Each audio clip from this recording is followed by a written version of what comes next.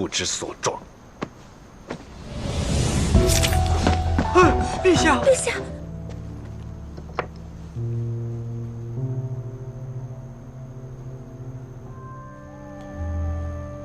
可惜了，这些沾上血的，脏了。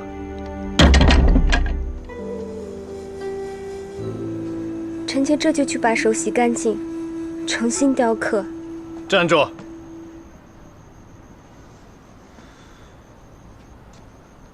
你以为你在做什么？故意把手用废了，好让众人议论朕刻薄寡恩是吧？哗众取宠，不知所状。陛下，陛下，陛下饶命！淑容妃绝不是有意损伤圣体，陛下饶命！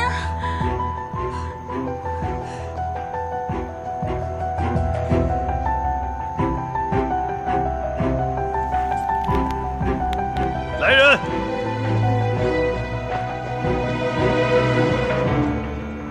淑容妃忤逆失仪，定是身边的人有所挑唆。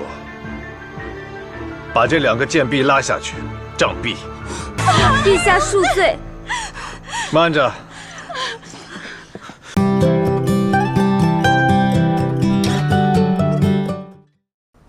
初到大郑，见到陛下时，提兰很是怨恨。我自觉孤苦伶仃，受尽搓磨，活得很难。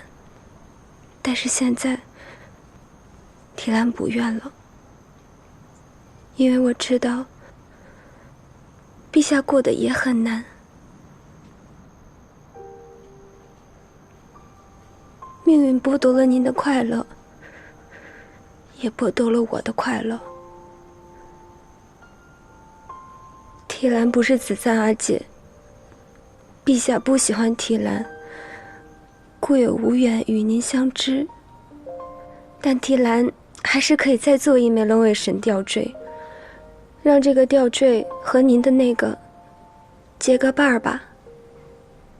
也希望陛下的心里不要再过得这么苦了。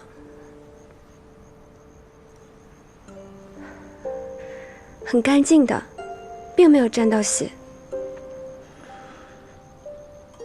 你这么一次次戳痛朕的伤口，不怕朕杀了你吗？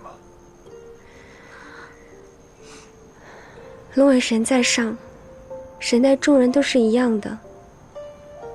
今日陛下若一定要杀了提兰，那也是提兰命里逃不脱的事。只是陛下不要再牵着其他的人进来了。